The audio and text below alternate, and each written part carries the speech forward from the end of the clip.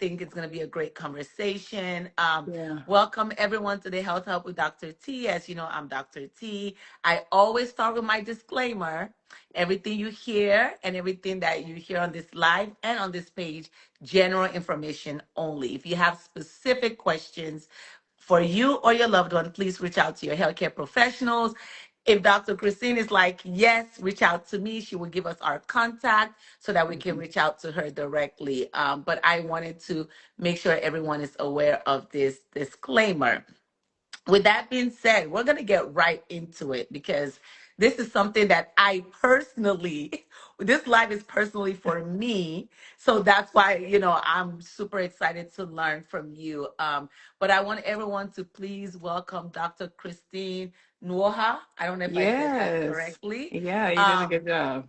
Thank you to our platform. She's going to give a little introduction. I'm going to give my own little introduction. She has not seen me in real life, but I have seen her in real life. A couple of months ago, I'm pretty sure I saw you at our kids' school. Yeah. And I'm like, I've seen her somewhere. And Dr. Uku, who is Botany Wellness, Hmm. I see you on her page. And I'm like, I knew her somewhere. And Yeah. so I reached out to you on IG and I was just like, hey, I love your page. I love what you're doing. Would you love to come on the Health Hub? And I mean, you were instantly a yes. Yeah. We chatted via voice notes like we knew each other. And I truly appreciate you for taking the time, giving the Health Hub a chance, and just being open and seeing where this can take us. So I truly appreciate your time and you just doing the Health Hub with me. And I'm Absolutely. excited because it's going to be a good time. So, if you can Absolutely. give us a quick introduction of who you are, your background, what you specialize in, and then we'll get right to it. Yeah. So I'm Christina Nwoha. I'm an internal medicine doctor. I'm also double board certified in obesity medicine as well. I have a big passion for reversing disease. When I went into medicine, that was primarily what I was doing. I was reversing disease in myself and my father. And when I'm talking about reversing disease, I mean like high blood pressure, diabetes, obesity, all those chronic conditions that we feel like we have to live with, that we make a part of our identity, that we actually need to snatch away. Um, so that's a big part of my wheelhouse. I Yeah. also like lifestyle medicine and optimizing ourselves because a lot of times we think about health being the absence of sickness, and I feel like if you're sick, you're already kind of running behind. We Mhm. all want to feel our best and our most optimal, and that's where I put a lot of my focus in. Some of what we're going to talk about today, like how do you use your environment and your food and the things you do to fuel your life so that you're feeling optimal now and avoiding sickness later. Absolutely. And that's real because out of I think today, for example, I did 4 evaluations for physical therapy and every single evaluation I did today had high blood pressure, diabetes, high cholesterol. Like it got to the point where they're like, yeah, I got it all. I got it all. And I was almost thinking like, is this our future? But we're Yeah. gonna get there. I don't want to Hmm. jump to ahead. I want to tell you what I saw on your page Uh-huh. that I loved that and why I'm deciding to do this live. I saw, I think you were talking about fast food. I know you're not a proponent for fast food, but Yeah. I thought it was interesting how you said, if you absolutely have to eat fast food, there are ways you can do so smart. Like you don't Yes. have to get, I don't know, I'm not going to try to remember your post exactly, but it's not like you go to McDonald's and you get number one with the nuggets and the fries and a drink. I think you were Hmm. kind of like, oh, you can get a kids meal, you can get grilled nuggets, you can like you just made it like where you don't have to avoid something or Hmm. something that you see along your way, or if you're at home, you're not able to grab something to eat, you don't feel as guilty going to those places. You just have to make smart choices. Yeah. So I think that was something that kind of grabbed at me that I don't have to remove all these things. I just have to adjust and modify. I don't know if Yeah. that makes sense. Yep. Yeah. Yeah, because the reality is, a lot of times in medicine, I hate how it's like black or white. Like in or out, like absolute, like either you have to become a vegetarian tomorrow Right. or you're not going to be healthy. And the Right. reality is a lot of these things are a process, right?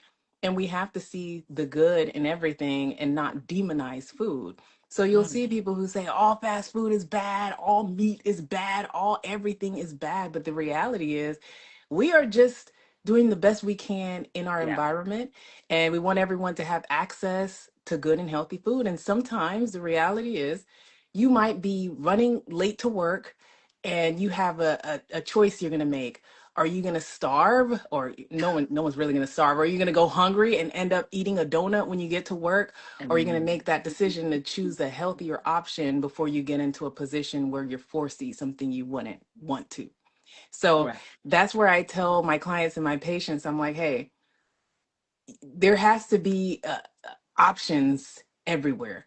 Yeah. Not everyone is ready to completely give up fast food. Some people might take a few months, and in that process of a few months, there are some healthier options. Maybe opt not to have cheese, maybe sans the French fries. If you're going to get the French fries, don't have salt. I tell some Mm. people, don't do salt and ketchup. That's a lot of salt. Ooh, And if that's if that's the sacrifice you have to make, well, that's a win. yeah. Like if you go to a restaurant and you make that small decision of, I'm not, if I'm going to get fries and I'm going to eat it with ketchup, I'm going to tell them no salt because I Mm. don't want to have that much salt in my meal. That is eating intentionally. And that is one step that means a lot in the grand scheme of things. Absolutely. And oh, that's how I didn't even think about that. I'd be like, give me the Yeah. fries. Can you make my fries large and extra ketchup? But you're right. So ever since I reached out to you and I've been kind of on your page, right? I've been a Hmm. little bit more mindful. I'm also and I talked about this journey on my page also is I finally joined a gym. I'm a Yeah. physical therapist. I work at a gym, but I needed some motivation. I needed a group class. I needed that support. So I went and Hmm. got joined the gym. And now even the choices I'm making, like, I go get a sandwich from Firehouse like I did today. I'm not getting the chips and drink. Yeah. I'm like, you know what? I'm getting this. I'm getting it on wheat bread. Maybe I don't need all the ranch. Can you put the ranch on the side? It's almost like I'm trying to make those decisions, whereas I don't want to cut things out. And I think that's where I That's want to it. kind of dive into. People think of diet and they're Yeah. like, let's cut it out. I'm not going Yeah. to eat this. I'm not going to eat that. And I'm going to take this out. Then they end up craving. I do. Let me talk Yeah. about me. Let me not talk about Yeah. anybody else. I end up craving it and I eat it more than I would have if I didn't even want it. Yeah. Yeah, because now you're working from a place of uh a negative. Like you're telling yourself you have to restrict. You're telling, and the brain, with children, they always say So, don't tell children what not to do. Tell them yes. what to do. Because as Yes. soon as you tell a child, don't knock that down, all of a sudden in their head, they're like, knock it down, knock it down, I gotta knock it down, Yeah. I gotta knock it down. Yeah. But imagine when you tell yourself, I can't eat this. All of a sudden, Mm. that becomes the primary thought that you have every hour of the day. Yes. The Yes. second you tell yourself, I can't eat cheese for a week, you could have gone 4 months without eating cheese. But the second you give yourself Mm. that limit, all of a sudden, that's all that occupies your mind. So the goal is to not restrict, but to slowly chip away at the block so that you create something more sustainable. You might remove one thing, or like you said, if you go a month without having the chips and the soda, before you know it, you might, if someone says, "Hey, do you want chips and soda with this?" You'd be like, I don't even, Yeah. that doesn't even occur to me." You know what I'm saying? Because it's now Yeah. become like a lifestyle habit. Whereas you haven't just cut off everything. It's kind of Right. like a journey. It is. It's kind of like even at the beginning of the year, my church does a fast, right? And typically I think the longest I've gone fasting 6 to 6, I believe has been like 92 days in a row. Nice. Right. But that was because I wasn't even thinking about it. But if I'm now telling my body, oh, we're going to fast, we're not going to eat, by the time I wake up, I'm hungry. And Yeah. normally I'm like, I can go to like 12, 2, but I'm like, no, if we're fasting, they kept saying it at church. I'm like, y'all don't have to keep saying it. Just, you've told me once, it's enough, right? But you're Yeah. right. because then my brain, my mind, all of a sudden is craving food at the odd hours that it normally doesn't. I'm like, I've gone 92 days. What's 10 days? 10 Yeah. days is nothing, you know? So I think you brought up a really good point as to mentally, don't be so quick to Restrict. say, I'm not Yeah. restrict yourself, Yeah. but modify. Exactly. Okay, let's talk about diets. Mm-hmm. 2026 is coming. I'm gonna be in a bathing suit in 2026 summer. Yes. I'm gonna try. I'm gonna try. I'm gonna be in a one piece, but I'm gonna try. You And got I it. know going into 2026, everyone has their health goals. So I really want to spend some time on this because I do see as a PT some unhealthy goals and I would say goals that they set for themselves, and everyone is greatly doing it the first 2, 3 weeks of the year, and then it's a crash. You know, Yeah. you have your intermittent fasting, you have your keto, you have those who do a water fast, you have those that do the turmeric and lemon and this and that, Yeah. and people not really understanding their bodies and actually what they need to do to get to their goal. So Yeah. I want you to kind of break down, like you talked about on our voice on the macros, and maybe carbs isn't a bad thing for you. Maybe you Yeah. want protein, maybe you want fat. I want you to just kind of talk to us as if we were your patients. And Yes. we're going into the new year. We have goals of being in a bathing suit by, I don't know, May 2026. We don't want to crash. We want to do it healthy. We Yeah. want to do it well and we want to do it smart. How would you approach it? Yeah. So the first thing I always say, because I hear a lot about diets, especially, sometimes I'm in the gym, I'm talking to friends and colleagues, and everybody wants to ask me about diets. And the first thing I say is, when they come to me with some new diet, Mhm. okay, I'm going to do the honey and lemon tea diet. That's all I'm going to eat for what. And I say, listen, okay, can you sustain it? That's the first Mm, question. Because if I'm going to put my work in, all the work, because doing honey lemon tea for 2 weeks is hard. Okay. very. It's hard. So if I'm going to spend 2 weeks doing something really hard, why wouldn't you want to invest that time and that energy into something you can sustain so that Mm, it changes you, right? So now you've done this honey lemon tea diet and you possibly have lost 5 to 10 pounds, but now on day 15, you have to choose what to eat. And you're mm. tired of honey lemon tea. So you're actually back in square zero. No. You've learned nothing, you've gained nothing, and you're probably going to gain all that weight back because you can't sustain what you've lost. Mm, So my biggest thing that I say is, instead of studying these diets, learning these diets, putting your energy into fad diets, figure out what you need to eat and do it the right way the first time.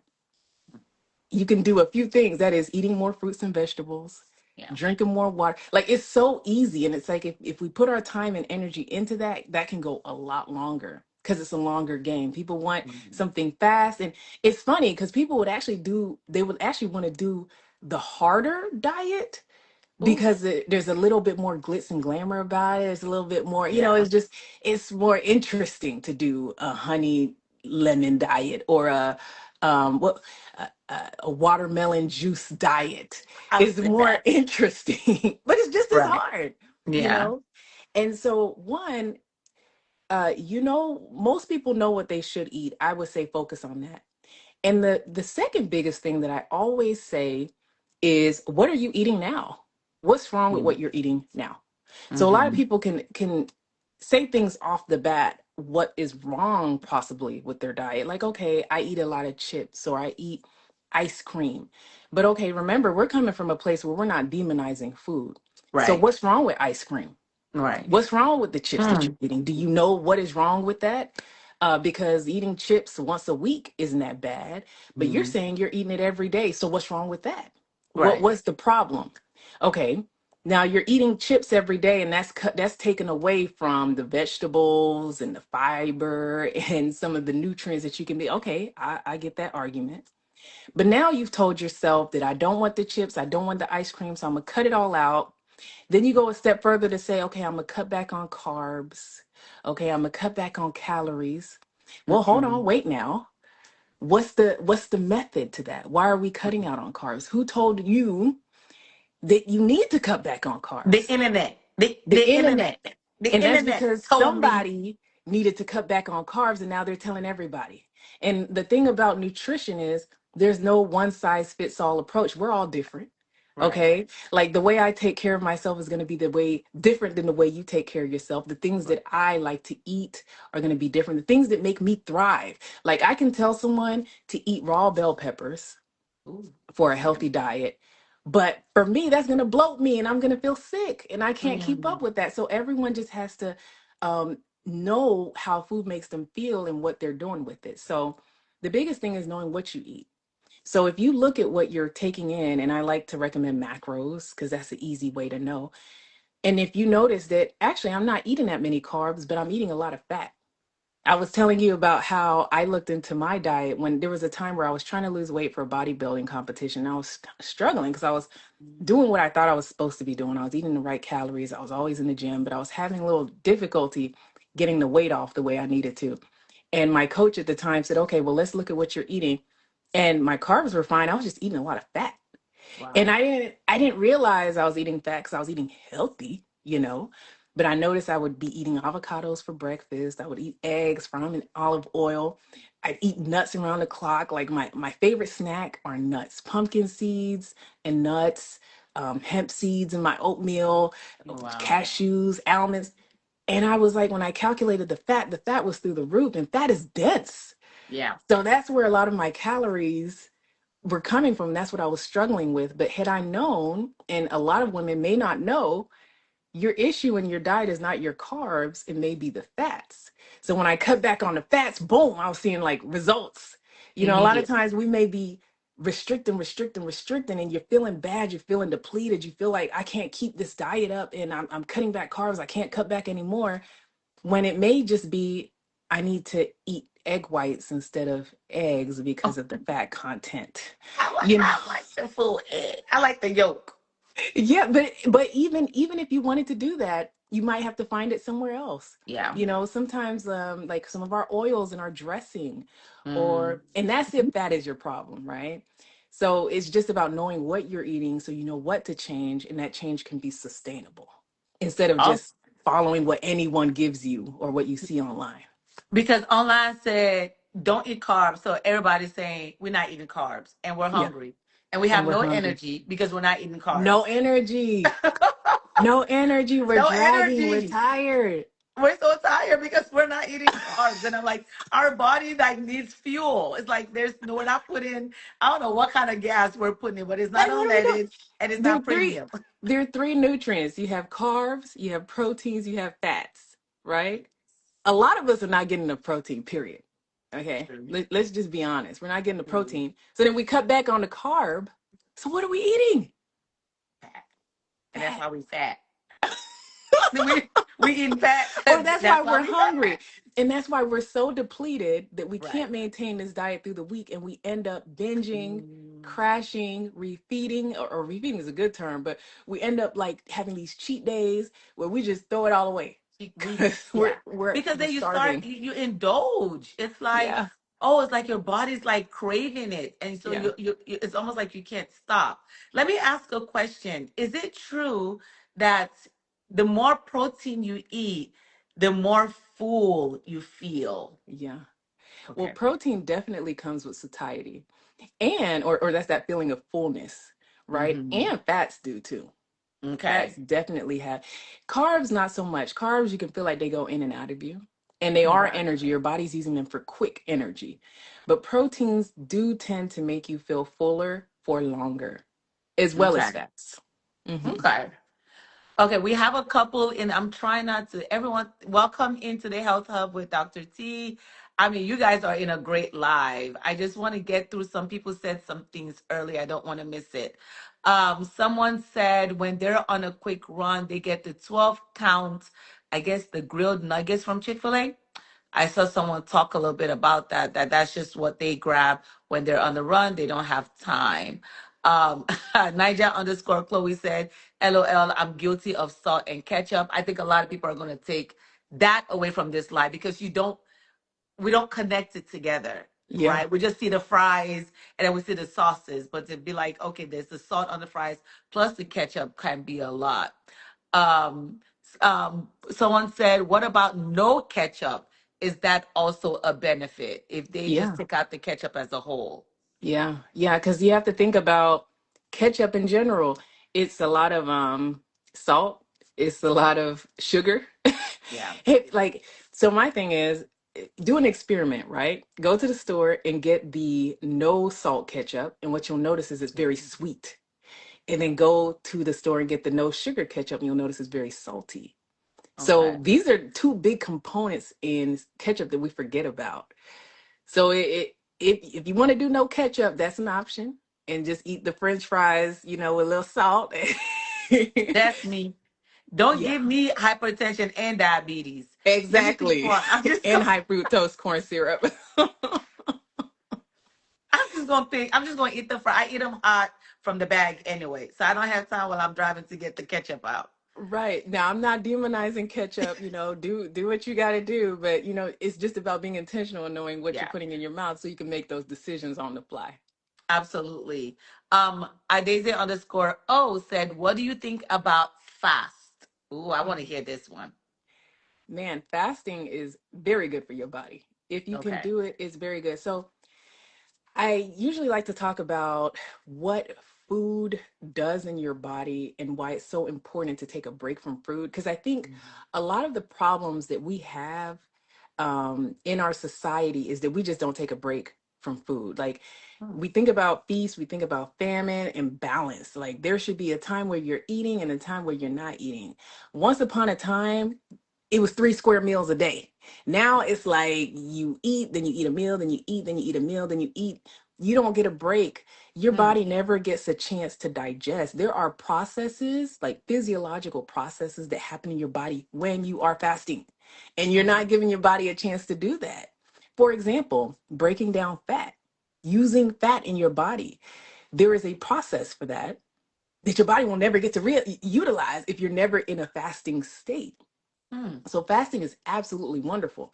In fact, some of your cells, it's like the cleanup people start coming out when you're Hmm. fasting. Your body starts to utilize and shift that energy to taking care of different processes in your body, right? They talk about autophagy, where it's like the dead cells, the bad cells, kill themselves, involute, and get rid of. So you're kind of even cleaning out cancer cells and things like that Wow. when you are Wow. fasting. It's important. The thing is, when you live in a capitalist society where food is something you sell and you need people to buy it, and you're constantly inundated with the media telling you, buy this sandwich, buy these fries, they're telling you got to eat 6 times a day. Why? Why? Why? Fasting is Hmm. great. Now, there's a difference between fasting and skipping a meal. Okay. And that's what we got to understand, because one is good, the other can lead to problems, right?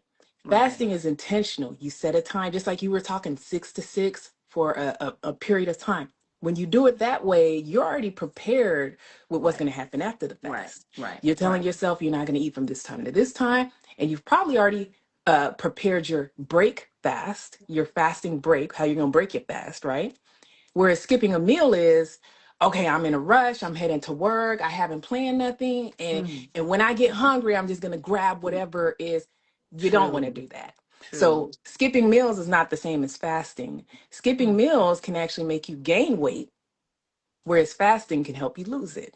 Skipping meals can be an unhealthy habit, whereas fasting is a healthy one, because people who are skipping meals are not being intentional. You skipped that meal because you weren't planning. Because you didn't plan it. Absolutely. You're right. You're skipping that meal because you got caught up doing something. You didn't plan your day accordingly. And then you're Yeah, going to just pick, instead of you making a bad choice, you're just going to say, I'm not going to eat at all. yeah. And that's And not when you're good. hungry, you're not making, I don't know very many people who make good decisions when they're hungry. Like, I've made some pretty bad decisions. I mean, come on, I'm human. Yeah. And anything will look good because you're in survival mode. Your brain Mhm. is, the signals are just saying you just got to eat something to survive. And all of a sudden, that bag of hot Cheetos looks like sustenance. So it's you can't put yourself into that predicament by skipping meals. But fasting, by all means, please, it's a wonderful, wonderful, if you can. Now, if you If you have a health can. condition where you cannot, you're pregnant, you're breastfeeding, you're on medications, you're diabetic, these are things that Mm. now you can fast as a diabetic, but you just have to be a little bit more intentional. So But that's these what are things you got to be mindful of. I was gonna say that. Let me ask a question, and I'm gonna say what I want to ask. How do you break? This is for me, y'all. This live is for me. I know y'all are here, but I'm telling you, you're speaking to me because this question. I mean, no, I'm not going to even talk about myself like that. How do you break the fast? What do Mhm. you recommend to eat? Yeah. Because this is a very, very good question. Because you fast all day, and Hmm. then in our culture, we can put it right back with one meal. Yeah. So it's like, what did I fast or was I just preparing my stomach for this Uh-huh. meal? So you're right. I mean, this is a very, very good question. Is after you fasted, what do you eat? What is good for your body after fasting? Yeah. So I'm gonna go one step further Ooh. to say, what do you eat before you fast? Because that can Oh. really impact things, right? So you think, your body, there's so much going on in your body, not just in your Right. mind, but just all these processes, right? Digestion, your insulin is going up and down, glucagon, all these Mm. hormones, right? So as you embark on this process of not eating, your body's going to prepare, right? So Mm. you got to be working with your body to prepare your body for this absence of food that's going to happen, right? So what you don't want to eat is like a high carb meal, right? A very Okay. sugary meal. So this is not the time to eat that big old thing, big old plate of fufu or big old heaping pile of rice or your ice cream or whatever, because what's going to happen is your sugars are going to go up, your insulin is going to go up to cover that, and there's going to be a crash. Okay. And now your body has crashed, it's a little depleted, it's kind of shaking, and you're feeling that.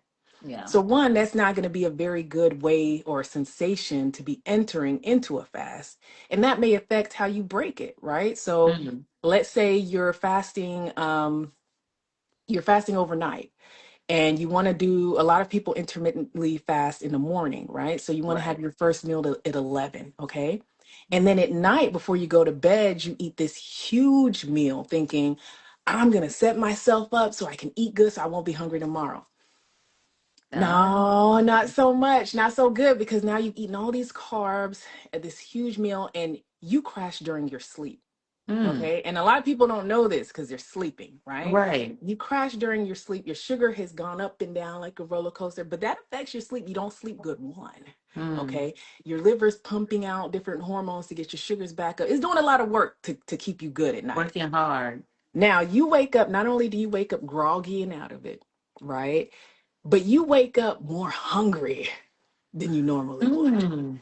That is why you wake up after that big meal and you're like, oh, I got to eat. So now you're fighting everything in you because now you've had poor sleep, your ghrelin is up, Mm. and now you're fighting those insulin crashes and all those hormonal shifts that happened at night. And you are fighting through that fast in the morning. And guess what? What do you think you're going to eat or want to eat when you're ready to break that fast? You're going to want a burger because your sleep was off. Your ghrelin is screaming Yes. at you. Yes. And Yes. if you know anything about ghrelin, I talk about ghrelin a lot. That's like the ghrelin hormone that makes you insatiably hungry for processed Mm. foods, fatty foods. So you're fighting with that from poor sleep. And then your insulin is crashing. You want sugary, you want carb, you want. So the reason I said we're going to start with what should you Mm. start Yeah. your fast with, because that Yeah. can really affect your mindset when it's time to break your fast. Hmm. Now, if you start your fast with like a wholesome meal, like a meal with fiber, vegetables, just something where you're hitting all food groups and it's generally pretty light, not too heavy on the body, you're going to sleep good. Mm. You're going to feel light. Your sugars are going to remain relatively stable through the night. You're going to wake up fresh, happy.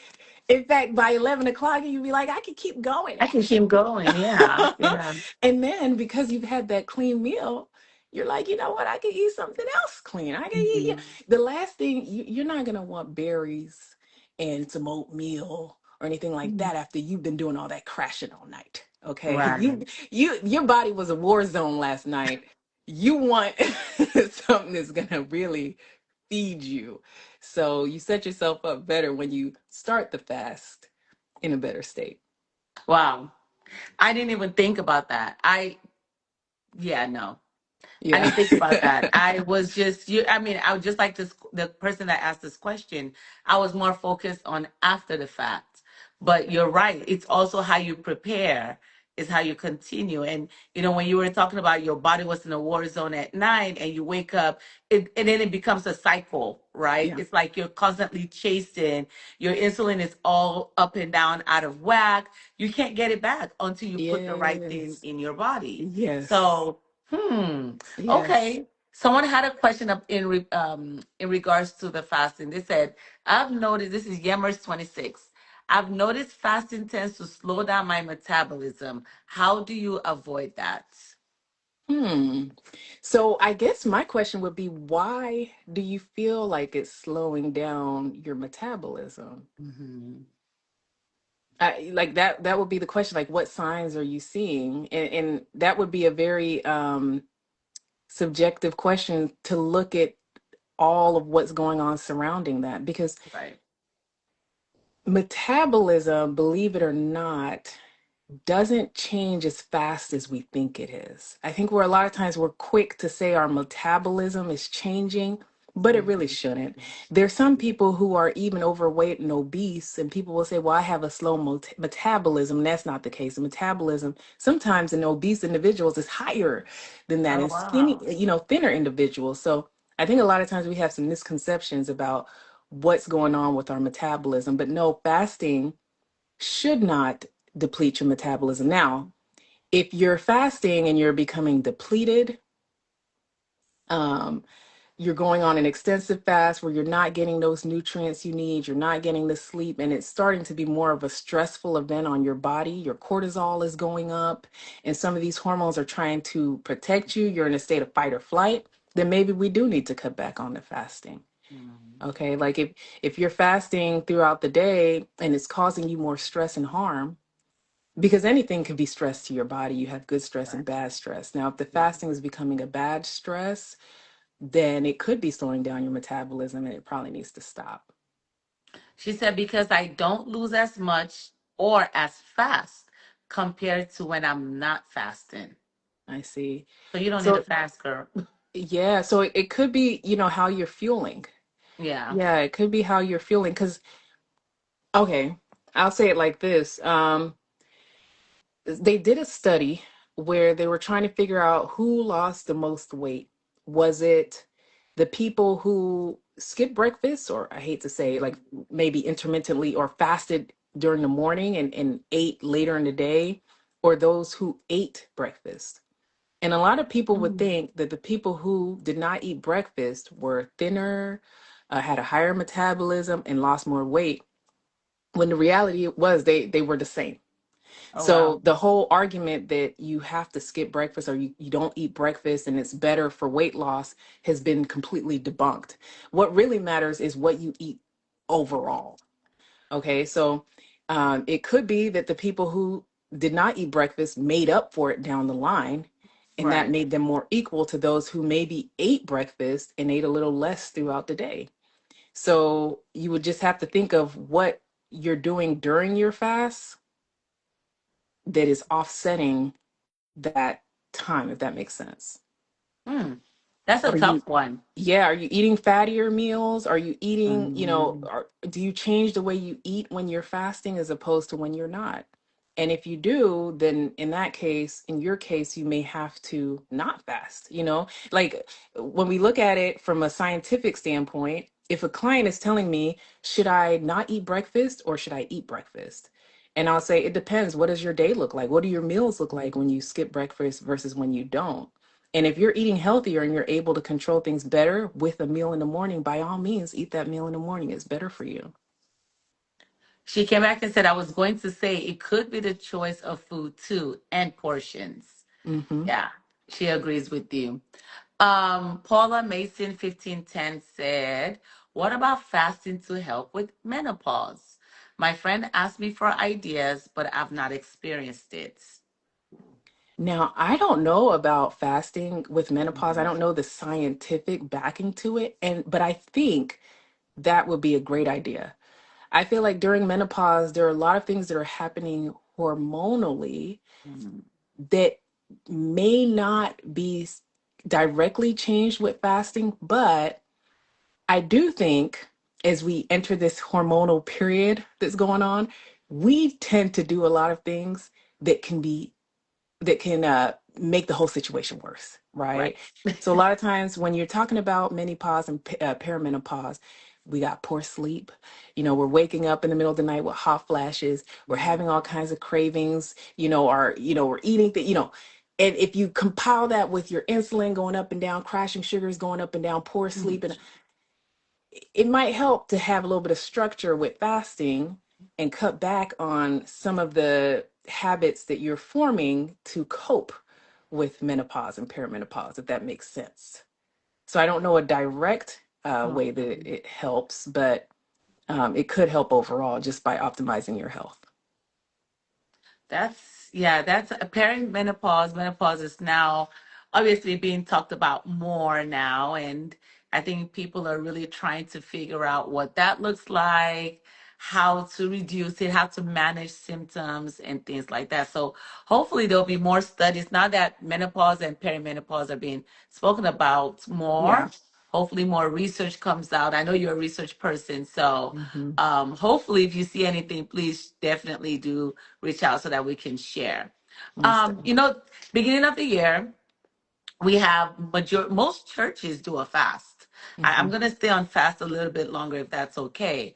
But a lot of people are also on medication. Yeah.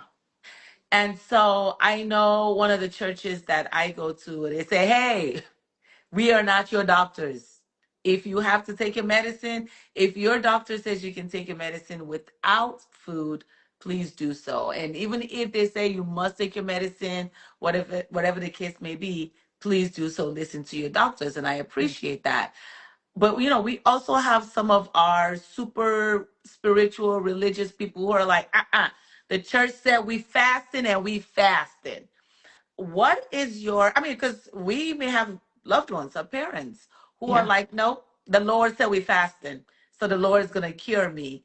It's like, what do we tell? How do we help our parents? What do Yeah. we do if they're on medication and they want to fast? Yeah. It's definitely possible. I really wish, as physicians and as patients, we're comfortable having these conversations because what it really takes is knowing what that medication is doing in your body, Mhm. when, how it's absorbed, and what's going to be affected, right? So if you're taking an antibiotic or good, I'll give you a few examples. Let's say you're taking a medication like metformin, okay? Or no, let me back up. Like ibuprofen, okay? Okay. And we don't want that medication just sitting on your stomach because it could tear it up, Yes. okay, and cause gastritis. That's a Yes. medication, period, you just need to take with food, or you don't take it, right? Or if you're taking a medication that's better digested with food, now your doctor's worried that you may not get the full effect of that medication if you don't eat it with food, right?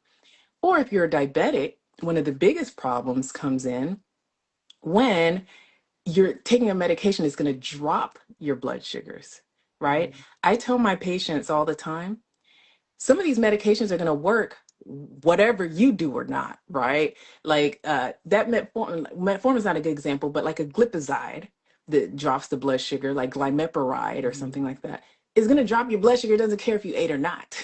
And that's where you Mhm. end up in a problem Right. because you've taken that medication. Mhm. Glimepiride doesn't care that you're on a Daniel's fast or that you're on a 6 to 6 fast. So Right. what you'll see is what I'll tell some of my diabetic patients is talk to your doctor and see what can be cut back. If you know that you're entering this fasting period and you're not going to be eating, your doctor may say it's okay to skip the medication in the morning, Okay. but take it when you do eat. Or Mm. what I've even seen is, let's say you have a once a day medication. You can do like if you're on the OMAD, 1 meal a day type fast, you can shift those medications to when you are eating the meal. So let's say you're eating dinner, you can take all your medications at night and such and so forth. Or if you have fasts that are on alternating days, you can maybe, I've seen some people take it in the morning, they're fasting to the next morning, they take their medication and then they take it at night. There are all kinds of ways you can take it just depending on what that medication is doing in your body. So if it's a medication it needs it to absorb, and it's a daily medication or a twice a day medication, and let's Mm. say it's an antibiotic, then maybe that fast is not the right thing for you. If it's a diabetic medication, you can talk to your doctor about either coming off the medication during the fast or seeing when you can fit that medication in. Stuff like insulin, Mm. I really Yeah. don't. I really don't suggest. I would say, work with your doctor and see if, again, you can come off of it for that fast. But I think otherwise, most medications should be okay. Thank you for that. What I'm hearing you say is communicate with your doctor. Communicate with your doctor. There's so much. Again, beginning of the year, I start my year off in like October. So I'm like, by the time everybody's saying Happy New Year, I'm like, I've been doing it. This is just.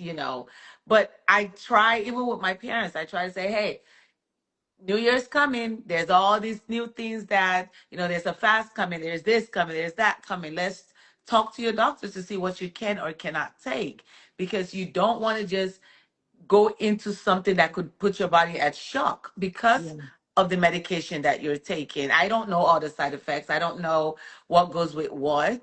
I don't know what happens if you don't eat and you take the medication, but your doctor does. Your doctor knows Yeah. why they put you on there. So, for as the New Year's coming, as churches are starting to say, and maybe not just churches, maybe it's just something people do in their family, is New Year, I'm going to fast.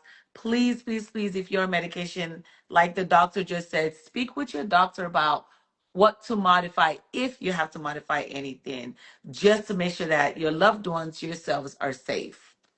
And try to find a doctor that you can have those conversations with, and you can have that two-way trust going on.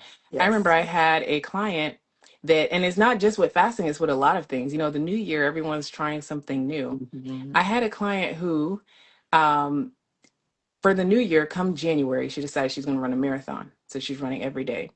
And all of a sudden, she was getting very like lightheaded, passing out, all kinds of things. And she asked me, like, what could it be? I don't know what. And I asked her, okay, what medications are you taking? And one of the medications she was taking was called hydrochlorothiazide, and that is a Mm. diuretic for your Right. blood pressure. Now, hydrochlorothiazide is going to make you urinate and is excreting the salt. Now, you have Right. to imagine she was training for a marathon, so she was sweating all day. And I said, hey, you got to tell your doctor right now that Right. that's what you're taking. They got to find another medication for you. And when she finally told her doctor, they made the changes and she felt much better. But she could have had kidney failure or even Wow. lost her life if she continued on that. So it's like a lot of times we may have good intentions behind some of these changes. But if you're on medications, it's best to talk to your healthcare provider and say, hey, I'm changing my diet. I'm fasting now. I'm Right. exercising more than usual. I'm skipping these meals so that they can make those adjustments because they know what they want out of these medications. Absolutely. Absolutely. I think this next question is right up your alley. Edit 78, my cake guy. If you haven't had Edit's cake, I promise you, if you order it and don't like it, I will purchase it. That I'm saying it on live. Edit 78, K guy for the last I don't know how many years. All right, his question, sorry, Edit, is are chronic conditions such as diabetes or high blood pressure actually reversible? I have heard that they are, but have also been told once a diabetic, always a diabetic, or once you start BP, always down that route. This is up your alley. So Absolutely not. talk about this. Yes, this is my wheelhouse. Okay. Oh man, I love this so much. I diabetes, like I feel like there's so much burden on the healthcare system. And the best thing we can do is to get rid of reversible conditions like diabetes, high blood pressure, cholesterol, obesity, and let the healthcare system focus on the people who are truly sick. And I feel like somebody's figuring it out Mm. because the AMA, the ADA, they're coming out with this literature where they're finally letting the cat out the bag and saying all of these conditions are reversible. But let me start with my father's condition, okay? So my dad, as far as I knew him, he's always been a diabetic. Always eating, French fries, cinnamon rolls, the works, but he's always been a diabetic. He's been on insulin. He literally had to have, back in the day, a fridge in his room because he needed to keep his insulin cold. Wow. Um, but he was in the hospital at one point, and I remember calling him, and I was a resident in medical school, and I was like, Daddy, I can't lose you like this. Like, Mm. we gotta do something about your blood sugars. And he says, well, there's nothing I can do. The doctor says it's not reversible. And I said, I don't know about that. We're gonna change this. So I needed him to work with me, and thankfully he did. My dad, when it comes to me, he's like, I'm gonna do whatever you say. When I say my dad had a hemoglobin A1C of 13, which is like almost the highest, that means that your blood sugars are usually around the 400s, 500s. Okay, my dad was Wow. not very compliant. To a hemoglobin of 6, his doctor took him off all his medications. The Wow. doctor looked at him, the same doctor that told him that he could not come off diabetes medications, that you can't reverse diabetes, asked him what he did. Okay. Wow. That's not one story. That's not two. That's not, Mm. this is something that is physiologic. I always tell people diabetes, I don't like to even call it diabetes. Diabetes is actually the state of having uncontrolled sugar in your body. Mm. So, whatever you're eating, however you're living, you just got too much sugar in your body. Now, what happens if you control that? What happens if you change your diet, exercise? What if I told you that your muscles, like most cells in your body, have what you call like a GLUT transporter, that Mhm. it's like a lock and a key, and a hormone goes on there, opens the key so you can utilize the sugar in your bloodstream. What if I told you that some of your muscles don't even have that transporter? So Mm. if you eat a meal and walked, you will eat up all of that sugar in your bloodstream. Wow. And that's almost like you're reversing your diabetes by moving. Mhm. These are the things that we do. We change how we eat, we change how we metabolize things. We even use some supplements to kind of boost things. And diabetes is cured because you've Mm. controlled the state of having the excess sugar in your bloodstream. We fast, we let our liver do some of the work. Now, of course, if you are a type 1 diabetic, this may not work. So if someone tells me that type 1 diabetes is not reversible, okay, I will Maybe. concede, Yeah. because in that case, your pancreas is just not making insulin. But that's not the case for most diabetics. Most diabetics, this is a disease of just chronic lifestyle imbalance. Mm. Your diabetes, your high blood pressure is an alarm that's going off in your body telling you something is wrong. If your blood pressure is off, that is like the light being on your dashboard in your car, that engine light coming on. And instead, we're giving you medications and we're doing all that stuff when we really need to address your Well, diet. Maybe you need yeah. potassium, maybe you need magnesium, maybe you need to reduce the stress. Maybe you have sleep apnea and you're tense. Maybe it's something hormonal. A lot of times, a lot of these doctors are not able to do that deep work, but you can advocate for yourself and do some of that deep work and reverse these chronic diseases. I reverse high blood pressure all the time. Wow. I have a client last week who was dealing with high blood pressures in the 180s, 200s, systolic. They put her Ooh. on clonidine, hydralazine, and she was like, I don't feel good taking this medication. I feel worse on this medication than I feel off of it. And I told her, okay, 2 weeks, we're going to get your blood pressure down. If we don't get your blood pressure down to 120s over 130s in 2 weeks, you have to go to the doctor and resume your medication. She laughed. She was like, I don't even think that's possible. If I tell you I got the receipts, Wow. within a Wow. week, she was like, my blood 120s over 70s. I think the Wow. last number she sent me was 123 over 78. Wow. Lifestyle change. Wow. She was drinking more water. She was eating more potassium. And a lot of Mm. times people are, they're keeping off the salt, keeping off the salt. At the point, the salt isn't even a problem. You need to eat more potassium. She's Mm. getting better sleep at night. Blood pressure's just dropping out of nowhere, you Wow. know? So all these things are possible. You just have to have the right guidance, and then you just have to have it in your mind that it's something that you want, Right. right? Because a lot of times, I can't tell you how many times patients actually want to be on the medication. It's the easier route. I've had I can see patients, that. I yeah, can it's see the that. easier route. I want to eat what I want to eat. Yeah. Just give me my insulin, just Yeah. give me my blood pressure medication. I don't want to overhaul my diet. But if you are ready, if you truly are ready, if you say in 2026, I don't want high blood pressure. I don't want diabetes. It's possible. It's They've had possible. camps where they've sent people to camps for 4 weeks and they come back with no. I mean, even if you look at like obese patients who are getting ready for gastric bypass, right? They do the Yes. gastric bypass, diabetes and high blood pressure reversed. Like Reverse. literally within Yes. weeks, we've seen the studies. You're So right. you can't Yes. tell me it's not reversible. And they did that by cutting up their stomach. Hmm. So it has something to do with what they're taking in. You're right. But what if, so let me ask this. What if, well, I've heard that even if it's hereditary, let's say you have it on both sides, right? Mom's a diabetic, dad's a diabetic. So you're more prone to being a diabetic. Can that still be reversible? Because some people say, well, that's just how you're made. Like you can't change that. Yeah. But you're Yeah. saying, yes, So it can be. yes, yes, it can be. So, yeah, a lot of times we have our genetics, which Hmm. kind of predisposes us, right? But now the science is actually saying genetics is 5 to 20%. Genetics. So we were putting genetics into so much, We what I'm try saying? to But give so much of that. Genetics like, we're giving no. too much to the genetics. But yes, it is like, for example, there are some people who, for whatever reason, they can eat whatever they want. They Yeah. can eat a giant pizza every single day of their life and they will never have a problem with their blood sugars. Other people, you so much as touch a hot dog bun and your sugars are gonna be up. I'd be you like, know? oh, Yeah, and I can say that even with my story, part of what fueled my story with this health journey is what I saw in myself. I was 18 years old in a doctor's office with high blood pressure. So you can't tell me that wasn't genetic. wow. Every time I'm pregnant, my blood pressure starts creeping up. So it's like a lot of this is my personal journey.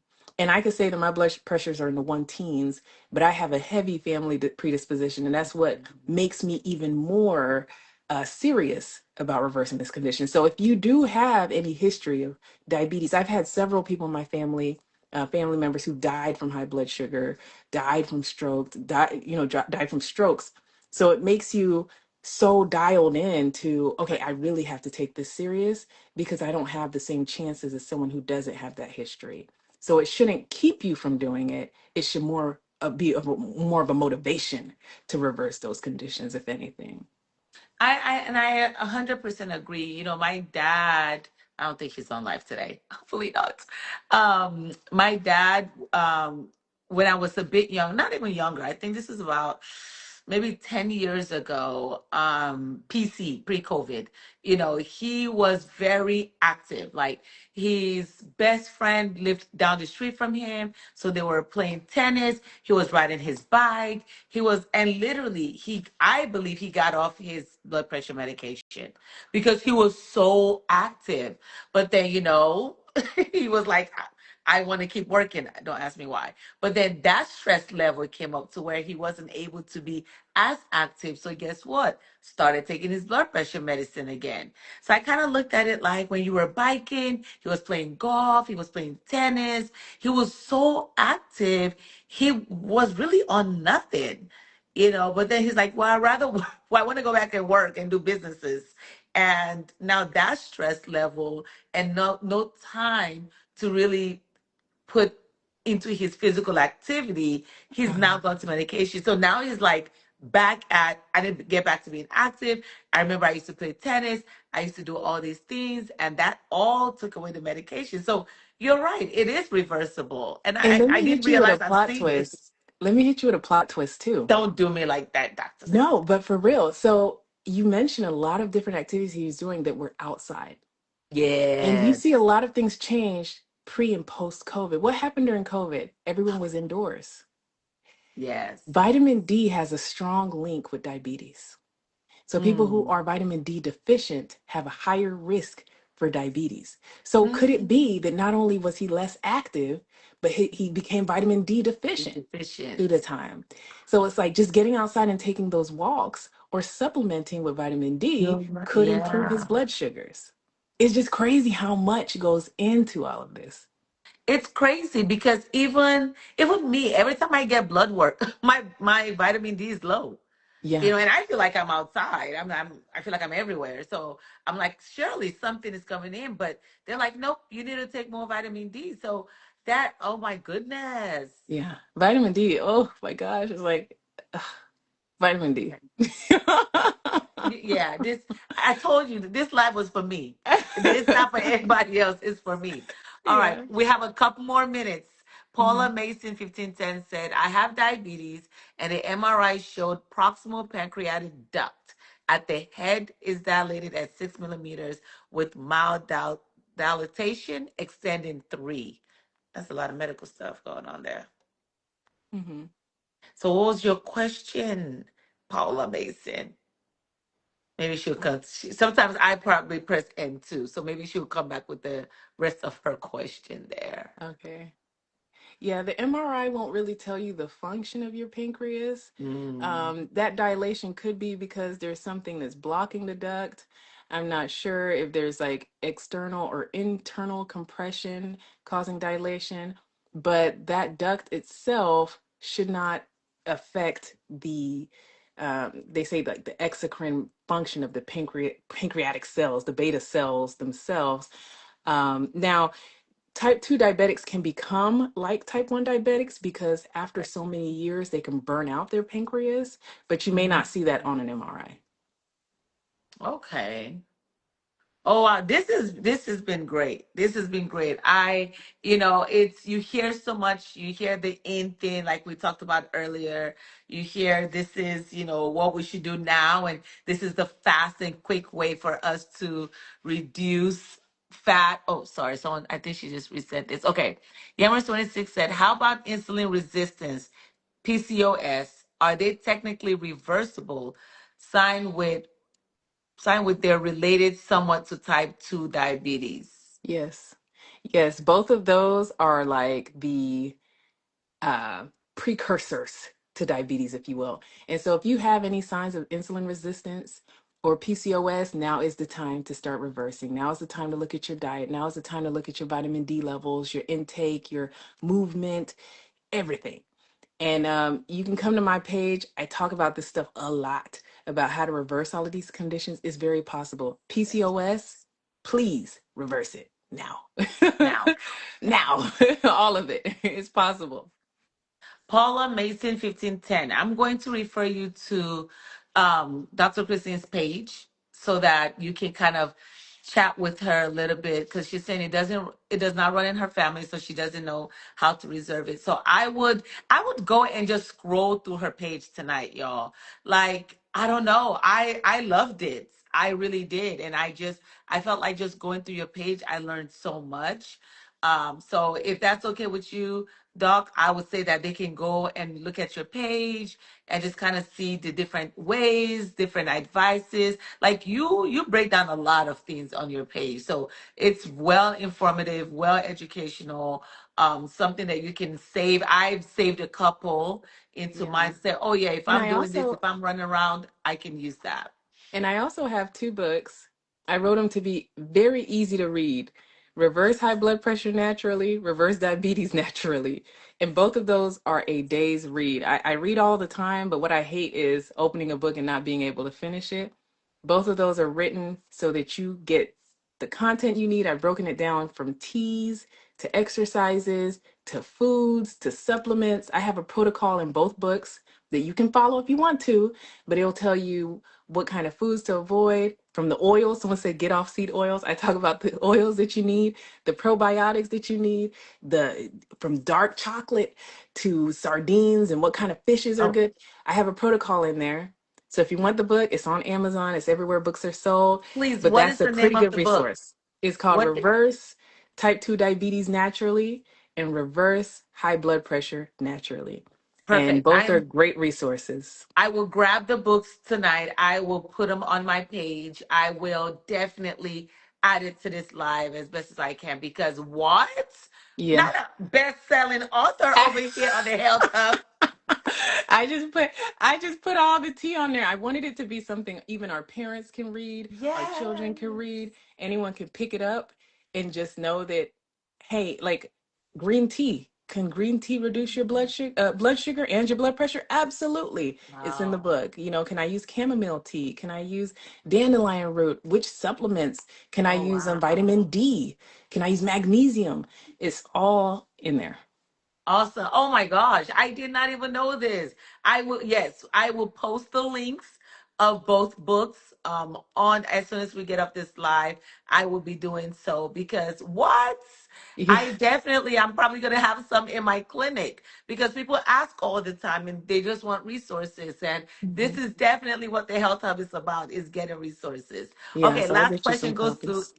Yes. Last question goes to Edit 78. I'm considering getting a CGM to Okay. help me track my blood sugar, especially now that they're more readily available, affordable, and don't require a prescription. Any thoughts Yes. on CGMs? Absolutely. I love CGMs, but you just have to use them how you need to use them. That's to follow trends. Now, the CGMs are not, I wouldn't say they are as accurate as a finger stick, but it can tell you how your sugars are going up and down and what you're eating. It can prepare you for those trends. So now let's say, for example, on my page, I do some reels where I show what your CGM and the spikes of sugar and everything, how that may look when you eat, for say, avocado toast in the morning versus if you eat a donut.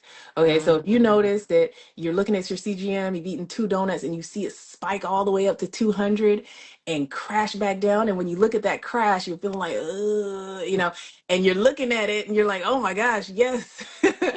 That helps to build this kind of knowledge in your head as to what your food is, giving you a lot of data about what your food is doing to you. And so when you have that CGM and you're noticing that you're spiking with those donuts, you're more likely to reach for some avocado toast because mm, you see that it's a little bit more stable. Or when you eat that bowl of steel cut oats, it's a lot more stable. So yeah. the CGM definitely gives you a lot of data that's very helpful for you. So I recommend it if you can get it. Awesome. Thank you for that. Not somebody saying you should host a camp and we'll all come. I mean, I'll be there. They ain't lying. I'll be there because at this point, I need one-on-one training. Oh my God. Dr. Christine, thank you so much. You're We could be going welcome. on and on. I promise you, we could, because people are, I mean, we could be going on and on. This is so real. This is so true. This is real life. And these are people's lives and health. And I receive more people are saying they'll be there. I don't know. We may have to do a camp or so. But I truly appreciate you taking the time, sharing your knowledge, sharing your books, your resources. Thank you so, so much for coming on the Health Hub. I hope you will be back because I'm going to ask you to be Absolutely. back because it's not just a one-time thing. You know, Yeah. I didn't even get to half of what I want to talk about. The holidays are coming. What do we eat? Am I fasted? You know, it's what is going on here? I just feel like this is so, I don't know, Dr. Christie, I don't even know. I don't know because this is something that we have to continuously talk about.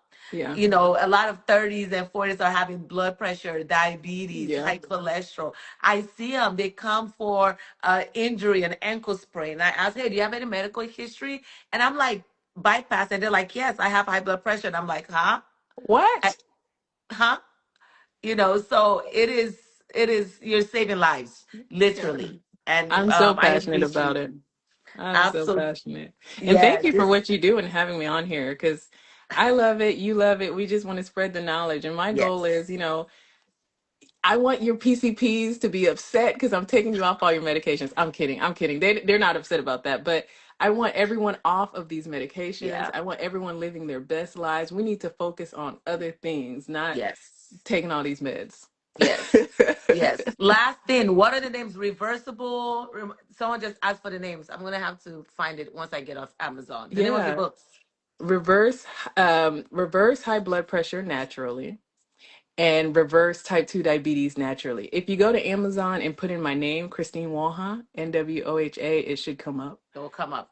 Yeah. And I'm gonna post it on my stories as soon as we get off this live. And I'll actually also do a post on my actual page for resources. We are the Health Hub. We have to share resources, and I know someone might not see it tonight, but I don't want them to miss it. Thank you so much, Dr. Christine. Thank You're you so welcome. much for Thank you for being having here. me. We're coming back. We got more. We didn't Yes. even scratch the surface. Do you understand that? We didn't even like touch on a quarter of what we wanted to touch on, but this has been so good. And people have been Absolutely. tuned in. We had over 30. I mean, it was a high number tonight. So Uh-huh. I'm thankful for your time. I'm thankful Thank for your you. knowledge. Please keep doing the great work that you're doing. Thank you. And I thank you for just honoring me and just going full throttle with me. I hope you've had a good time tonight. I did. It was so fun. And thank you for having me. Absolutely. So I want you all to have a blessed week.